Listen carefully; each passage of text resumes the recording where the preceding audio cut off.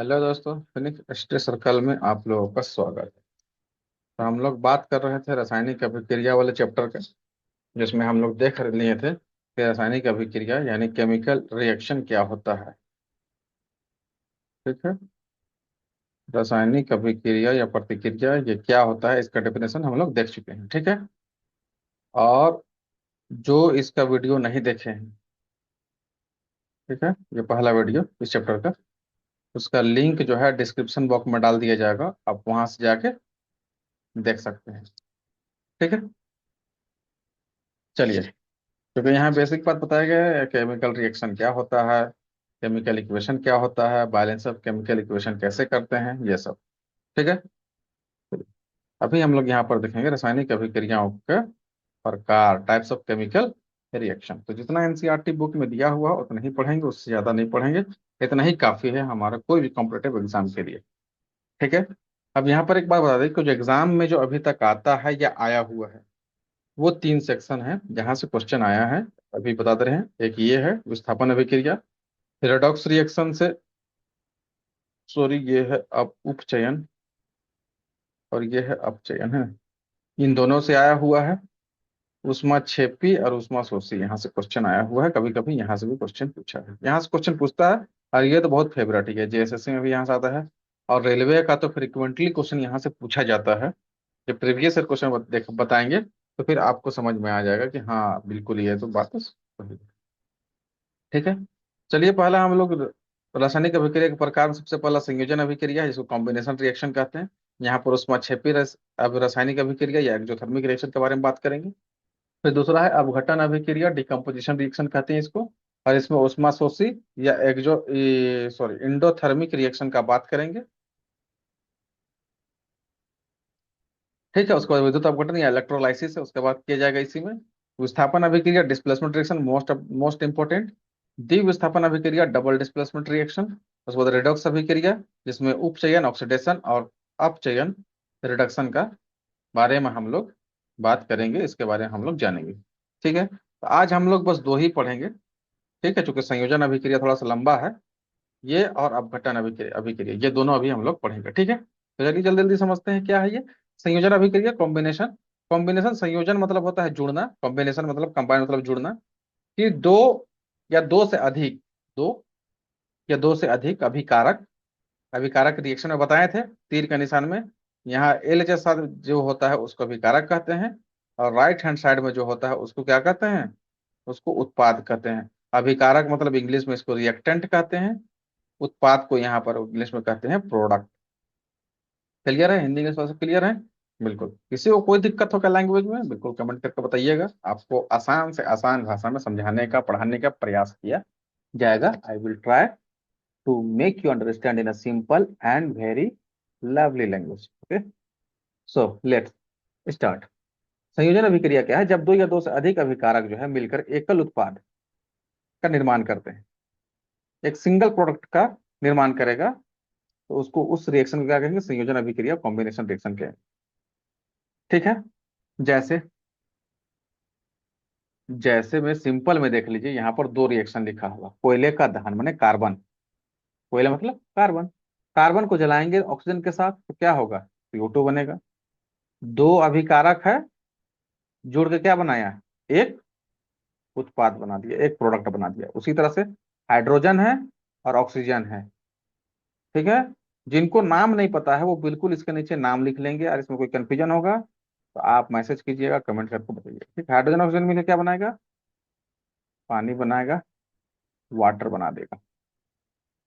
Clear है? चलिए, अब ऊपर का जो रिएक्शन दिया हुआ है, जो क्वेश्चन में पूछता है, वो आपको जो है यहाँ पर देखना है। कैल्शियम ऑक्साइड को रिएक्शन कराएंगे पानी के साथ, मतलब कैल्शियम ऑक्साइड का हाइड्रोलाइसिस करेंगे तो आएगा कैल्शियम हाइड्रोक्साइड। अब देखिए, और उष्मा निकलेगा यहाँ से, ये बहुत इंपॉर्टेंट है, उष्मा निकलेगा। कैल्शियम ऑक्साइड को बिन बुझा हुआ चूना कहते हैं। ठीक है। यानी कि इसको जो है इंग्लिश में क्विक लाइम कहते हैं। और कैल्शियम हाइड्रोक्साइड को बुझा हुआ चूना यानी सेलेक्ट लाइम कहते हैं। क्लियर है? चलिए क्लियर। ठीक है, यहाँ तक उम्मीद करते हैं कि किसी तरह का कोई कंफ्यूजन आपको जो है नहीं हुआ होगा। ठीक है, चलिए। तो अब हम लोग देखते हैं नेक्स्ट में हम लोग क्या देखते हैं यहाँ पर। अब ये जो कैल्शियम हाइड्रोक्साइड है, इसी को हम पहले जो है घर में जो व्हाइट वॉश होता था, चूना जिसको व्हाइट वॉशिंग कहते हैं सफेदी करने के लिए, इसी कैल्शियम हाइड्रोक्साइड का हम लोग इस्तेमाल किया था। मतलब हम लोग बाजार से जो व्हाइट चूना खरीदते थे, तो चूना क्या होता था, कैल्शियम ऑक्साइड होता था। तो उसको पानी मिला के फुलाया जाता था, और फुलाने के बाद वो क्या होता था, बिल्कुल वो उबलने लगता, खदकने लगता था। ठीक है, खदकने के बाद पूरा व्हाइट हो जाता था। ठीक है, तो खदकने के बाद जो जिस प्रोडक्ट का, जिस उत्पाद का निर्माण होता था, वो क्या था, कैल्शियम हाइड्रोक्साइड, जिसको बुझा हुआ चूना या सेलेक्ट लाइम कहते हैं। और आप उसको कभी छुए होंगे हाथ से, तो धुआं भी उठता हुआ नजर आया होगा, या फिर जो है वो गर्म हो गया होगा। ठीक है, तो उससे क्या पता चला कि वो उसमें निकल रहा है, उससे हाइट हीट निकल रहा है। अब जैसे उसको व्हाइट वॉश किए हम लोग दीवार में, तो व्हाइट वॉश किए कैल्शियम हाइड्रोक्साइड को किए, और यहाँ से CO2 गैस है हम वायुमंडल में, वो दोनों रिएक्शन किया, और यहाँ बना दिया क्या, कैल्शियम कार्बोनेट। ठीक है, जो बिल्कुल चमकीला होता है। ठीक है, सफेद एकदम व्हाइट चमकने लगता है। तो कैल्शियम कार्बोनेट जो है ना, ये संगमरमर, संगमरमर, ठीक है, जिसको मार्बल कहते हैं शॉर्ट में, इंग्लिश में। तो उसका भी फार्मूला क्या होता है, कैल्शियम कार्बोनेट होता है। चलिए, अब यहाँ पर जो है कुछ और इम्पोर्टेंट एक है। जब प्राकृतिक गैस है CH4, इसका अगर दहन करते हैं, ऑक्सीजन से जलाते हैं, तो क्या निकलता है, कार्बन डाइऑक्साइड और हाइड्रोजन। और अगर हम लोग जो है LPG गैस जो है, इसमें क्या होता है, इसमें होता है ब्यूटेन। अब ब्यूटेन का फार्मूला क्या है, C4H10। अगर इसको भी जलाएंगे तो क्या निकलेगा, CO2 और H2O ही निकलेगा, भाप निकलेगा कुछ, और CO2 गैस बन निकल जाएगा। समझ गया। अब इसको बैलेंस बैलेंस करना है आप लोगों को। बैलेंसिंग का भी क्वेश्चन आप लोग को बताए हैं कि नंबर ऑफ मॉलिक्यूल तो पहले गिन लेना है ना। जैसे कार्बन यहाँ पर क्या, एक है, यहाँ पर चार है, हाइड्रोजन यहाँ 10 है, यहाँ पर दो ही दिख रहा है, ऑक्सीजन यहाँ दो है, यहाँ पर ऑक्सीजन दो और एक तीन दिख रहा है। ठीक है, तो पहले हम लोग जो है किसको कर दे, हाइड्रोजन कर लेते हैं। हाइड्रोजन यहाँ 10 है, यहाँ पर दो है, तो यहाँ पर हाइड्रोजन के जगह में कितना लिखेगा, पांच लिखा गया था, पांच दूना 10 हाइड्रोजन हो जाएगा। तो इस तरह से यहाँ पर पांच क्या हो जाएगा, ऑक्सीजन हो जाएगा। और यहाँ पर दो है तो कितना हो जाएगा, सात। लेकिन यहाँ पर कितना है, यहाँ तो है दो। तो फिर क्या करना होगा, और यहाँ पर कार्बन एक है, तो यहाँ कार्बन को चार कर दो, ये हो जाएगा चार दूना आठ, और पाँच 13। तो यहाँ पर जो है छह से इसको मल्टीप्लाई करेंगे, या फिर इसको इस तरह से, मतलब इस तरह से इसको जो है, यहाँ पर अभी हो नहीं पा रहा है ये। ठीक है, तो आप बैलेंस कीजिए इसको। ठीक है, चलिए हो जाएगा, क्योंकि फोकस मेरा इधर इसको समझाने में है। अब देखिए यहाँ पर जो भी रिएक्शन है, जो भी रिएक्शन अभी ऊपर देखे हैं, कॉम्बिनेशन रिएक्शन, इन सब में जो है एक कॉमन बात यह था कि यहाँ से ऊष्मा का क्या हो रहा था, निकास हो रहा था। तो ऐसा अभिक्रिया जिसमें उत्पाद के निर्माण के साथ साथ ऊष्मा का भी निकास होता है, उत्पन्न होता है, वैसे रिएक्शन को, वैसे अभिक्रिया को क्या कहते हैं, ऊष्मा क्षेपी रासायनिक अभिक्रिया, एक्सोथर्मिक रिएक्शन कहते हैं। जैसे प्राकृतिक गैस का दहन, शोषण, शोषण अपने आप में एक क्या है, ऊष्माक्षेपी रासायनिक अभिक्रिया। इसमें ग्लूकोज जो है ऑक्सीजन के उपस्थिति में वो CO2 और H2O टूटता है, और इससे ऊर्जा का निर्माण होता है, हीट निकलता है। ठीक है, और श्वसन जो है, एक बायोलॉजी का क्वेश्चन यहाँ पर बताइए कि श्वसन जो है कहाँ संपन्न होता है, कोशिका के किस कोशिकांग में जो है ये होता है। या आप अगर सेल वाला चैप्टर हमरा देखे होंगे बायोलॉजी में।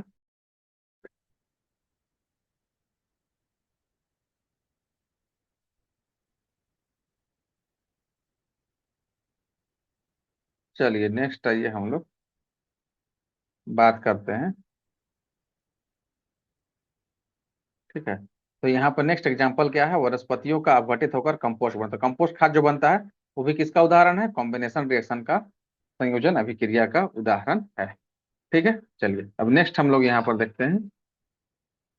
नेक्स्ट हम लोग देखते हैं यहाँ पर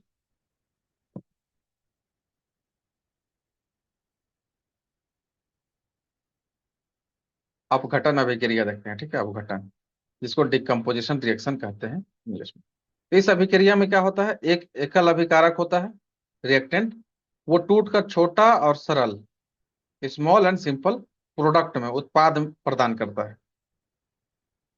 ठीक है, अब इसमें क्या होता है कि अभिकारक को तोड़ने के लिए जो है ना अपने आसपास के वातावरण से क्या करता है, ये तापमान अवशोषित करता है। तो ऐसी अभिक्रिया जिसमें ऊर्जा का अवशोषण होता है, उस अभिक्रिया को ऊष्माशोषी अभिक्रिया या इंडोथर्मिक रिएक्शन कहते हैं। क्लियर है? चलिए, वेरी गुड। एक तो अपघटन अभिक्रिया हो गया है ना, कि एकल उत्पाद क्या करेगा, टूट जाएगा, और छोटा और सरल उत्पाद जो है ये प्रोडक्ट जो है हमको देगा। और ऐसा अभिक्रिया जिसमें जो है ऊर्जा जो है या तापमान जो है हमको देना पड़ेगा, माने तापमान या ऊर्जा का अवशोषण होगा जिस अभिक्रिया में, उस अभिक्रिया को क्या कहेंगे, एक्सोथर्मिक या ऊष्माशोषी अभिक्रिया कहेंगे। अब इसका एग्जांपल यहाँ दो तीन एग्जांपल दिया हुआ है, इसको आप देखिए। यहाँ पर जैसे फेरस सल्फेट है, ये हरा रंग का होता है। इसको जब हम हीट करेंगे, इसमें जब हम लोग इसको तापमान देंगे, तो ये जो है फेरिक ऑक्साइड में, और सल्फर डाइऑक्साइड और सल्फर ट्राइऑक्साइड, इसमें जो है क्या हो जाएगा, टूट जाएगा। उसी तरह से कैल्शियम कार्बोनेट है ना, चूना पत्थर, इसमें अगर हीट करेंगे तो कैल्शियम ऑक्साइड में और कार्बन डाइऑक्साइड में टूट जाएगा। ठीक है, इसी तरह से अगर किसी भी अपघटन अभिक्रिया में उष्मा अगर दिया जा रहा है, वह अभिक्रिया इसमें उष्मा दिया जाता है ना अभिक्रिया के लिए, तो वैसे अभिक्रिया को उष्मीय अपघटन इंग्लिश में कहते हैं थर्मल डिकम्पोजिशन।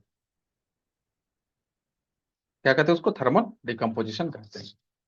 जैसे एग्जांपल यहाँ पर देखिए, लेड नाइट्रेट है, इसको हम लोग जब तक हीट नहीं देंगे, गर्म गर्म नहीं करेंगे, तब तक ये जो है लेड ऑक्साइड और नाइट्रोजन डाइऑक्साइड और ऑक्सीजन में नहीं टूटेगा। ठीक है, तो लेड नाइट्रेट को जब गर्म करेंगे तो ये लेड ऑक्साइड का जो है क्या दे देगा हमको, ये प्रोडक्ट देगा, और नाइट्रोजन डाइऑक्साइड जो है भूरे रंग का धुआं बनाता है, वो क्या हो जाएगा, उड़ जाएगा, और ऑक्सीजन भी निकल जाएगा यहाँ से। ठीक है, अब यहीं पर जो है अपघटन अभिक्रिया जो है इसी का एक टाइप है, जिसका नाम है वैद्युत अपघटन, मतलब इलेक्ट्रोलाइसिस। तो यहाँ पर सिंपल देखेंगे, जल का अपघटन। ठीक है, इलेक्ट्रोलाइसिस ऑफ वाटर, इसमें वाटर का जो है इलेक्ट्रोलाइसिस कराया जाएगा, तो हाइड्रोजन ऑक्सीजन में टूट जाएगा। तो इसका इलेक्ट्रोलाइसिस कैसे करते हैं, तो हम लोग जो है तनु सल्फ्यूरिक एसिड H2SO4 लेते हैं एक पात्र में, और दो कार्बन का रॉड लगाते हैं यहाँ पर। ठीक है, और इसको तार से जोड़ देते हैं, और यहाँ पर एक बैटरी लगा देते हैं, और यहाँ से 6 वोल्ट का जो है करंट पास करते हैं। तो करंट जब पास करेंगे, तो इलेक्ट्रिक जब पास किया जाएगा, तो उससे जो है यहाँ पानी जो है, वाटर जो है, उसका जो है हाइड्रोजन और ऑक्सीजन में इसका क्या हो जाएगा, वो डिकम्पोज हो जाएगा, टूट जाएगा। ठीक है, चलिए, ये हो गया इलेक्ट्रोलाइसिस। मतलब इलेक्ट्रिक करंट का यहाँ पर पास होगा, उसी से ये जो टूटेगा। और दूसरा जो है, सूर्य के प्रकाश की उपस्थिति में अगर सिल्वर क्लोराइड और सिल्वर ब्रोमाइड को रखेंगे, तो सिल्वर क्लोराइड जो है सिल्वर और क्लोरीन में, और सिल्वर ब्रोमाइड सिल्वर और ब्रोमीन में टूट जाएगा। तो इस तरह से एकल जो उत्पाद जो है वो क्या हो रहा है, एक से ज्यादा जो है छोटा और जो है सरल जो है उत्पाद में क्या हो जा रहा है, ये टूट के टूट जा रहा है। तो इसको कहते हैं अपघटन अभिक्रिया या डिकम्पोजिशन रिएक्शन। तो आज हम लोग यहीं तक रखते हैं, नेक्स्ट क्लास में हम लोग देखेंगे विस्थापन और द्विविस्थापन अभिक्रिया के बारे में। ठीक है, उम्मीद करते हैं कि ये जो टाइप्स ऑफ रिएक्शन वाला जो चैप्टर है वो आपको अच्छे से समझ में आया होगा। ठीक है, और